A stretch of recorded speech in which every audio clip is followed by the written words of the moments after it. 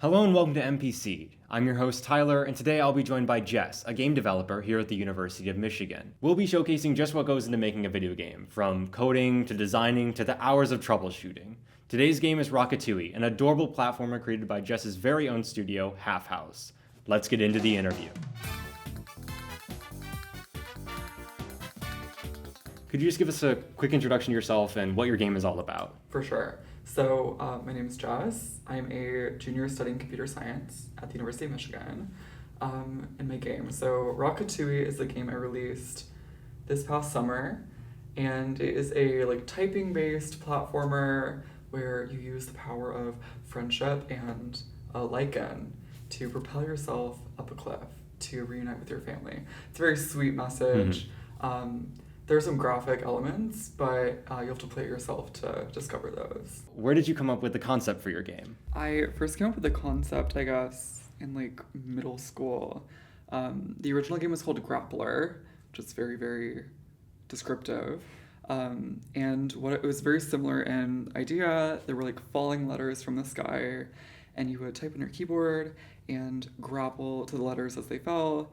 And it was sort of inspired by Bennett Foddy's game GURP, if you've ever played. He is QWOP, it was the bigger of his early games. But that was also typing based and kind of finger agility based. And so Rockatouille was my first reintroduction into game development after taking a break for 4 years. And the reason why I kind of used an old concept was just to get my sea legs back, I guess. And so, yeah, it's an old concept, but the whole purpose was to put a new coat of paint on this. Yeah, and you gave new life to this original concept that you made. That's really interesting. Yeah. What tools would you say you used to make your game software? And then how long did it take you to make this game from the ground up? I know you said you had an early concept, but for sure, from when you started working on it again, maybe. Yeah. So I'll start with tools. So I use Godot to make my games.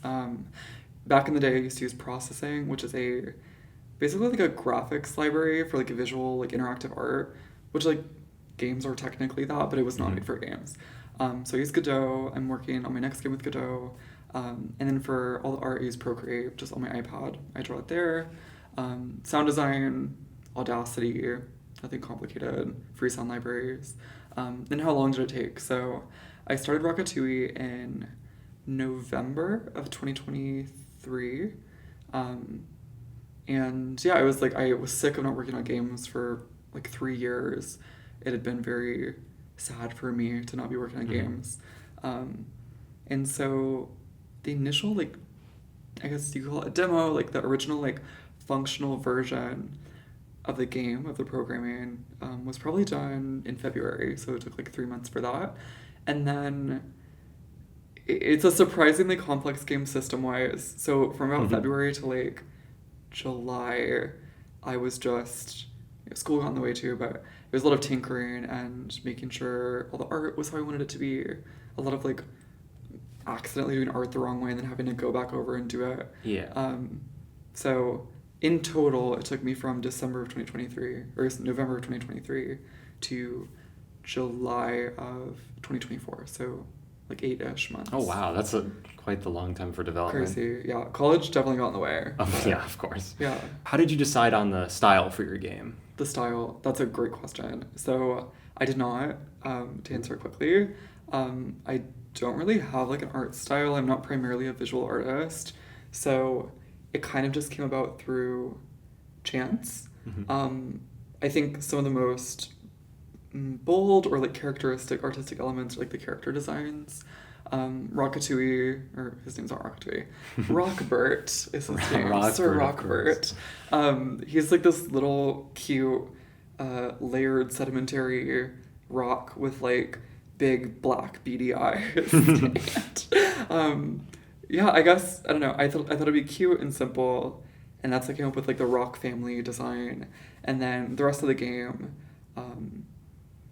yeah, I guess it kind of all just fell into place based on whatever headspace I was in when I made it, and however I approached the art for every given element. So I guess the main elements are they're interesting are the plants. So the first stage is these thick vines Then the second stage is like flowers and like blooming plants and stuff. I didn't really think much of it at the time, but I knew I wanted them to be substantial. I knew I wanted them to feel like they were a real part of this environment. And so I made it a priority to make them realistic to some degree, like the thickness consistent, the shading consistent. I'm glad it turned out well. Were there any other games that influenced you into making this game? Like any in your history of playing, or just sparked any interest? Yeah, absolutely. So I guess the primary game I mentioned earlier, but Bennett Foddy made a game called GURP in probably like the early 2010s, late 2000s. And yeah, it's like a rock climbing game where you type letters and it's about like agility or finger agility, whatever. But a more recent game, there's a game called Jump King. I don't know if you've heard of it. I think I have, yeah. I played it briefly. I never beat it. But it's very similar in this idea where you're like at the bottom of a level, like you've fallen and you need to get up, and it's very getting over adjacent too. It's like whatever progress you make can be pretty easily undone by the virtue of it being like a not checkpointable game. Like there are no safe places in the game where like you get there and you're like, I'm good. Like that never happens. I noticed that it's been a sort of like a growing genre nowadays, especially with like getting over it. That sort of popularized this.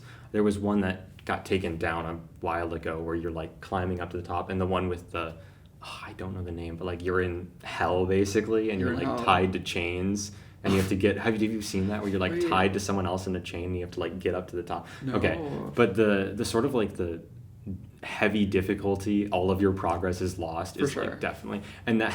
I almost cried when I first played, really? And I got so far, and then I just plummeted down saw it.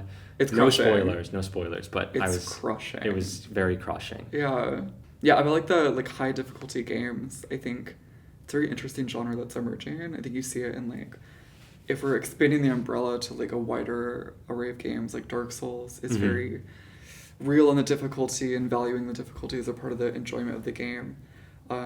Getting over it, I think, didn't influence that philosophy and make it more popular just because it's a difficult game. But also literally like in the game, Bennett Foddy makes a point to say like part of the joy of this experience is that it's like bitter. Like it's like a bitter coffee or like a bitter fruit or something. And it's like the bitterness that makes the challenge exciting and makes it fulfilling. And adds so much more to like the success of it, and it's less hand-holding along the way, so you're having to like earn that. Because otherwise, I mean, it's just like, oh, I'm exploring this world, I guess, and there are no stakes. Yeah. And so I definitely wanted Rockatouille to be... It started off, like, I was considering maybe checkpoints, but then I'm like, no, like, it's a game about, like, overcoming a challenge and, like, getting to the top of this cliff. And so I want it to be... there to be like a real sense of like perseverance and of like you have to try very hard and be in it to win it if you're gonna finish the game. So that was definitely a big part of my philosophy making it. What went into making like the sound design for your game? You mentioned using free sound software and was Audacity. Yes. And so like any other like influences or like origins where you got the sound for the game from? That's a wonderful question. Yeah, so one of my favorite sound effects in the game is every time you get to a new area, it has this like gong almost sound. It's like a giant bell is rung, and like crows, or you can hear them like flying away, and like the wildlife like clearing out. I wanted it to feel very dramatic and very grand whenever that happened.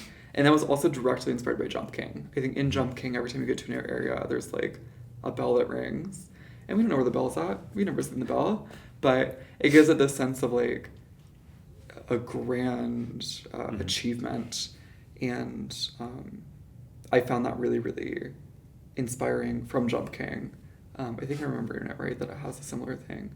And so that definitely influenced that decision. And then other sound design things, I guess there's another one. In the opening cutscene, when you get swallowed alive, spoiler, Margot, the clump of moss, she eats Rockbert and does a kind of swish and spit motion, so I describe it.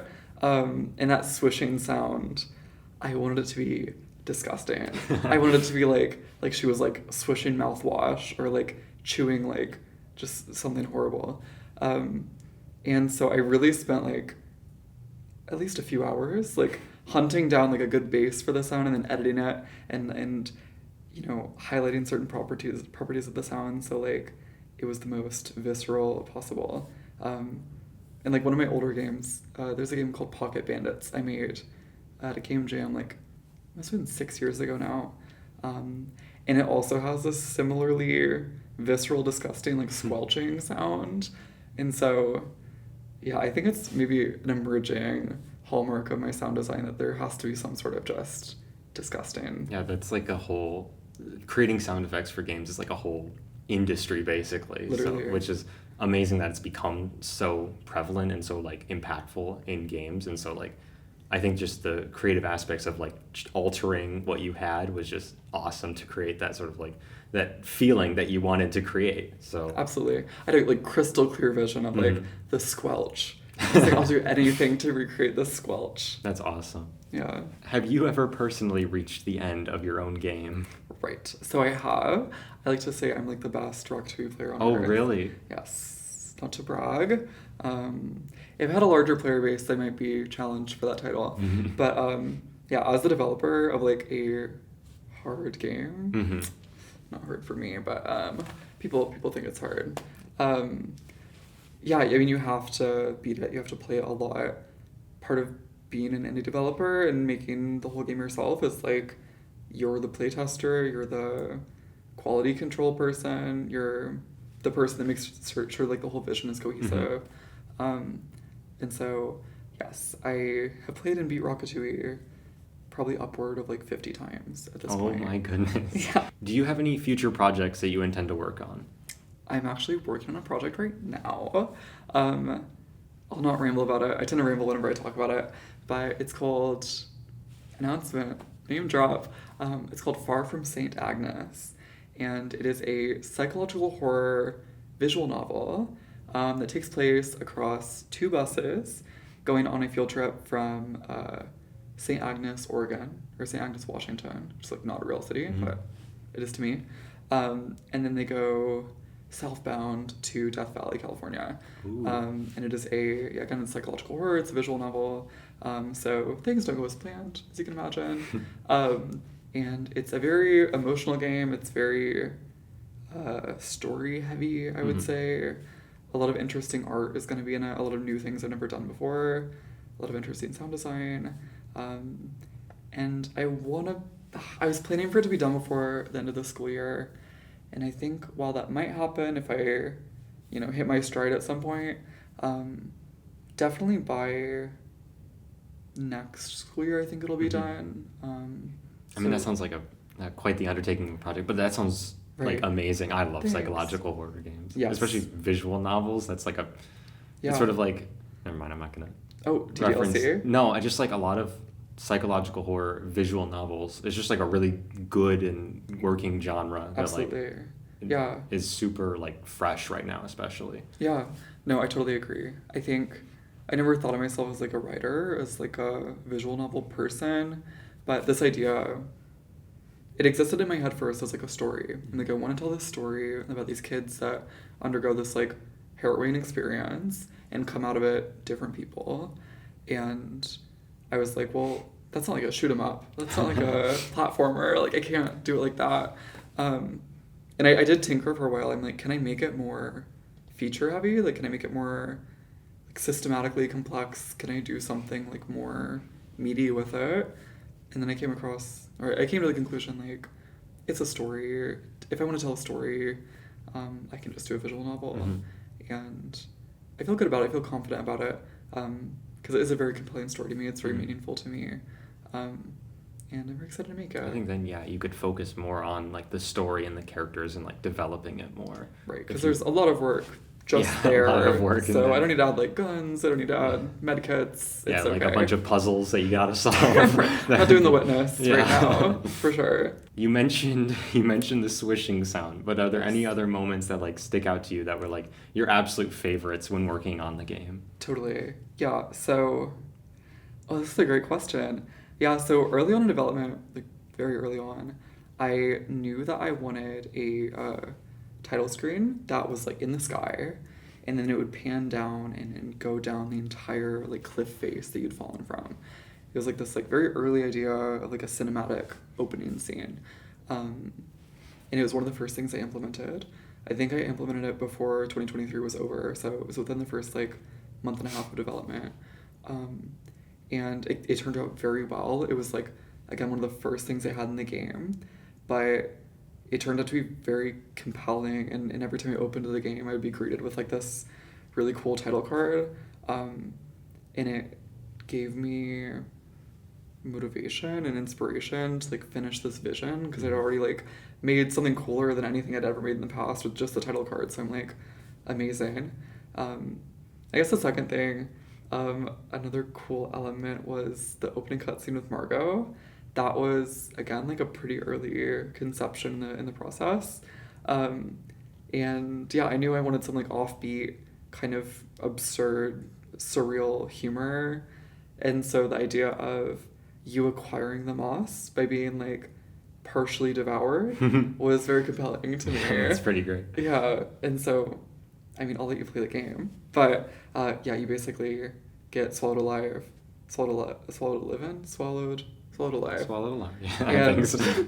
And it's very funny and cool. Mm-hmm. And I enjoyed bringing that to life. I think some of the first art I made for the game was the animation of Margot, like, because whenever she chews you, it's like this like whole body like like peristalsis. It's like, it's crazy, and that was very, very motivational too, to make that art and to be able to play the animation on my iPad and be like, oh, 100%. This is gonna be good. I think that's what I always do is whenever I'm working on a project, I like try to get like the beginning of it to be like super like tight and down, Right. and then I can just like replay that over and over again to get myself in the groove of it, in the feel of it. And I feel like that's what I think you did with like the beginning of your game, where you're like, it immediately like places you into the universe when Absolutely. you play it. That's a really good point, actually. Like, strong, I mean, it's like cinematic, like the way that we're describing it, with like these really clear and powerful like shots almost. But yeah, some core of the experience that you're emotionally attached to and that you want to see come to life, even if you're not sure on like the whole thing yet. Yeah, that you can realize that and then build from there and let that inspire you to finish the project. I think that's a really good point. Mm-hmm. Yeah. So were there any stages of development when creating your game that you could probably give advice on for people who are just starting out making games and wanting to get into it? Wow, yeah. I mean, to any like people who want to make games and haven't done it, please do. It's like the most fun thing I've ever done in my life. I enjoy it so much. It's such a creatively fulfilling process when you can modify and like add every single element of a universe and like and make your own world. I think it's so special. But as for advice, like actually making games, I would say I think this applies to any creative field. Like if you want to make music, if you want to do film, like I think whenever you want to start a new discipline, start by just having fun. Start small and get your hands messy and try things and get crazy with it. And don't box yourself in. Don't assume that you need to make a certain type of game or that you need to be, rein it in and not be crazy or not do something non-traditional. Because like some of my favorite games I've ever played are from developers who are small and they take like big creative risks, and it comes across as very entertaining and like genuine. And I think that is like my biggest advice is just do what you feel like speaks to your desire for what you want to make, and don't compromise on it at all. I guess another thing too, like when you're starting making games, obviously the skill is gonna need time to build or need time to like develop these skills, but there are a lot of very simple genres of games. There are a lot of like ways you can make a game, like Ren'Py, for example. It's mainly used for visual novels, but like you can make a compelling Ren'Py game very easily. And there are similar examples for other types of games. So if you have an idea of a game you want to realize, I think it's amazing and beautiful and special. But also just know that there is a very realistic way to realize that. And we're all waiting out here to play your game and see what you make. So, yeah, just get out there, kid. go get it. For anyone interested in trying Rockatouille, there will be a link in the description for Windows, Mac, or Linux. It's free to play, but if you wish to support the creator, you can do so in the download menu. Go ahead and try it for yourself. This has been MPC, and we'll see you next time.